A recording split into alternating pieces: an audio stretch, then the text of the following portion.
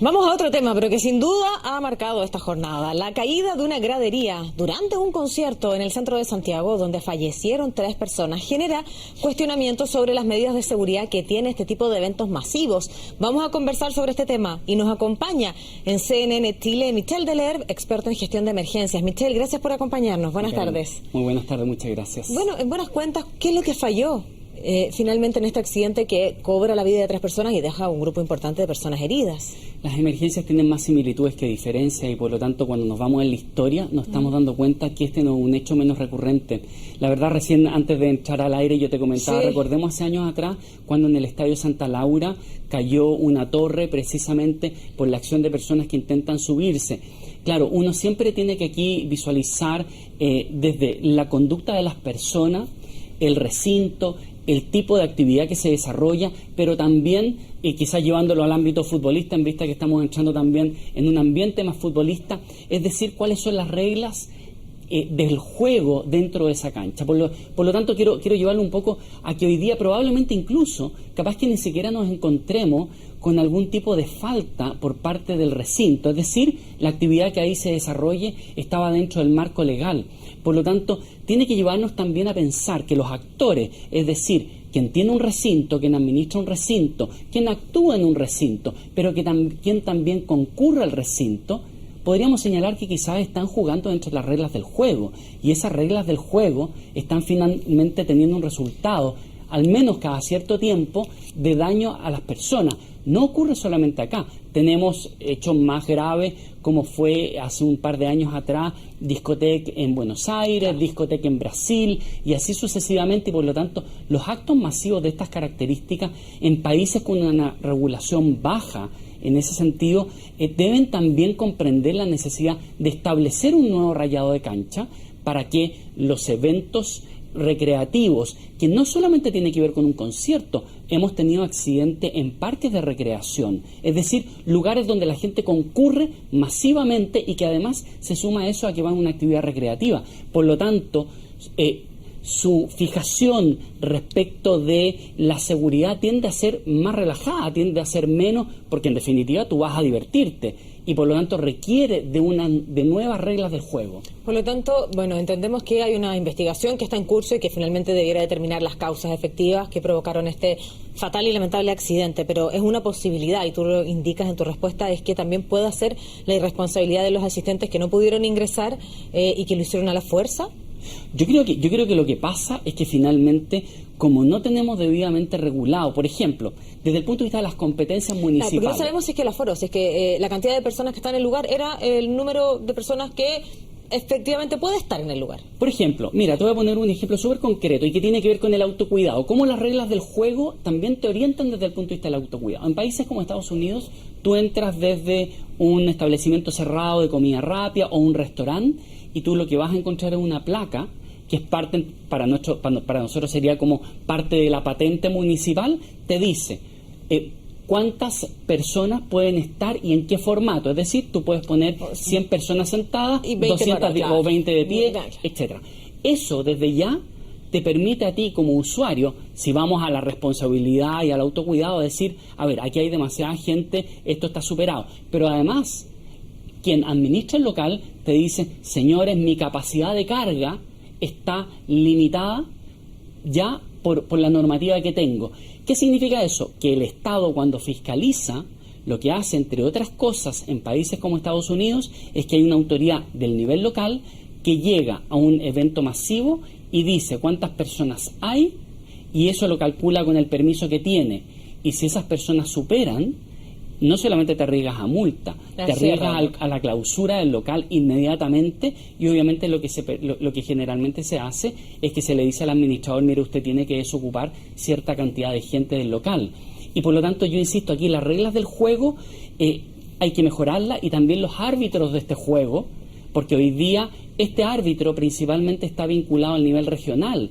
Imaginémonos en una ciudad que tiene, o una región que tiene más de 6 millones de habitantes, la capacidad de fiscalización anticipada que puede tener un Seremi de Salud, que fiscaliza en Semana Santa el pescado y la almeja, y en Navidad fiscaliza las luces de Navidad, O sea, la posibilidad de ¿Y el tener... Seremi de Salud también tiene que fiscalizar en este caso los recintos y la capacidad que tiene el recinto? Sí, pese a que es algo estructural.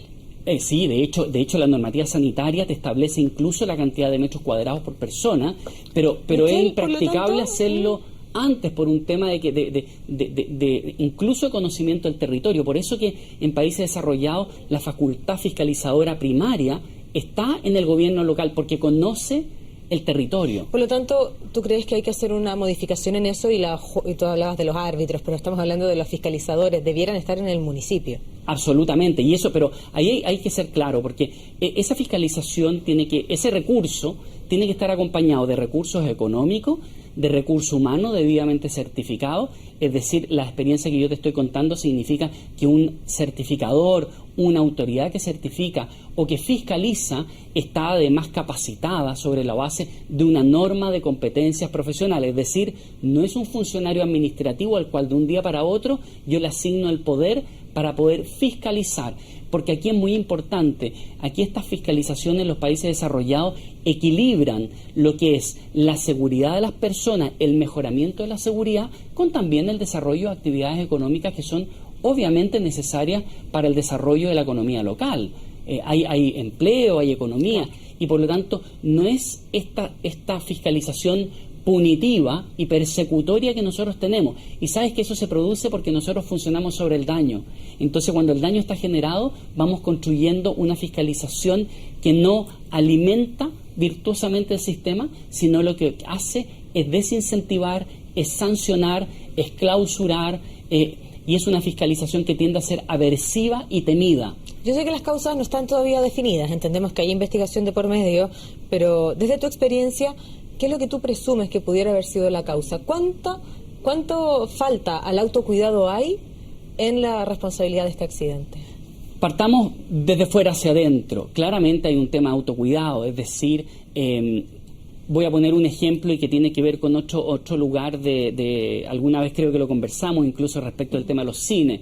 Me preguntabas, creo que en alguna oportunidad, decía, bueno, pero ¿tú dónde te sientas? Bueno, yo me siento en la fila externa al lado del pasillo, y una de las cosas que miro son las salidas de emergencia. Eso tiene que ver con autocuidado, y más aún si voy con niños, yo no los voy a sentar al medio. Ahora, eso tiene que ver con autocuidado. De que es el mejor lugar para muchos para mirar, película, claro. Pero en el momento de un sismo, de que alguien se sienta mal, de que tengamos un problema, yo necesito estar cerca del pasillo. Por lo tanto, hay una conducta, una actitud de autocuidado. Cuando yo voy a un evento como este, tiene que ver con la masividad, por donde, en definitiva, me comporto como masa, donde la masa me lleva, o simplemente estoy velando por mi seguridad. En segundo lugar, tiene que ver con las estructuras. Hasta el momento se habla del colapso de una estructura. Claro.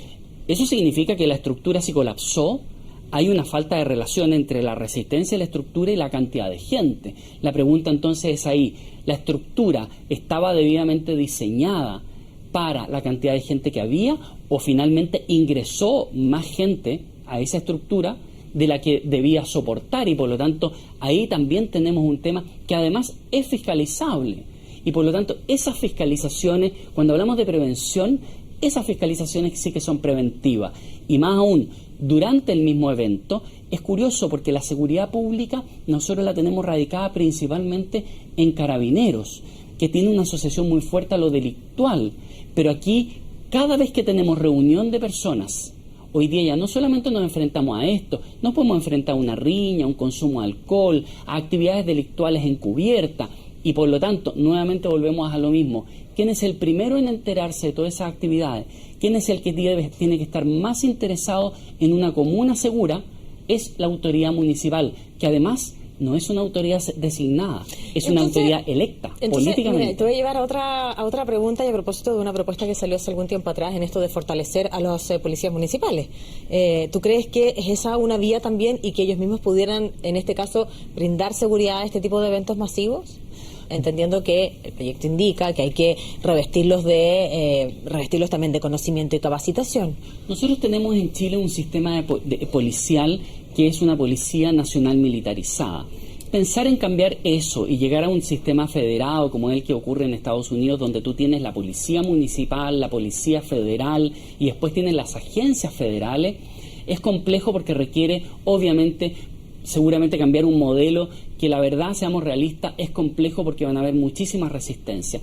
No obstante, yo creo que si generamos recursos técnicos, normas, o sea, que el inspector no sea un funcionario administrativo, sea una persona que está entrenada y capacitada bajo una norma determinada, como ocurre en países desarrollados, puede ser perfectamente una persona que tenga las competencias a nivel local para aplicar con criterio, no en blanco y negro, sino que también con matices en pos del desarrollo comunal y sobre todo lo que tiene que ver con la seguridad de las personas, creo que es posible. Si eso va acompañado de las facultades debidamente limitadas, obviamente muchas de estas fiscalizaciones podrían ser hechas antes y durante un evento. Pero pensemos, un Ceremi, ¿qué capacidad tiene para hacer fiscalizaciones en una ciudad como la nuestra y probablemente en muchas ciudades como Chile? Y por eso, si tú te fijas, las fiscalizaciones terminan haciéndose sobre el daño, cuando ya algo ocurrió, cuando ya ha costado vidas,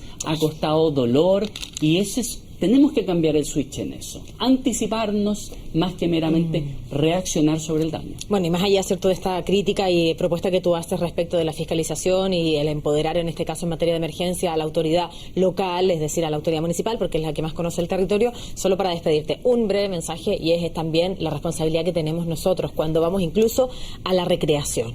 Absolutamente, o sea, no nos olvidemos, si queremos dar un paso hacia la modernidad, implica involucrarnos, y el involucrarse significa salir de la galería y criticar solo a la autoridad política y ser parte del sistema, comprender que cuando hablamos de Estado no estamos hablando de la autoridad de gobierno, estamos hablando de nosotros, y en eso somos actores y por lo tanto en eso tenemos que ser responsables. La primera seguridad en la que yo genero o ejerzo sobre mí, sobre mi familia, sobre mis cercanos, y por lo tanto ese es el primer eslabón en la cadena de seguridad de la vida de las personas, y obviamente eso encadenado virtuosamente con las autoridades locales, las organizaciones y así sucesivamente. Bien, pues Michelle, gracias por acompañarnos como siempre. Muchas gracias.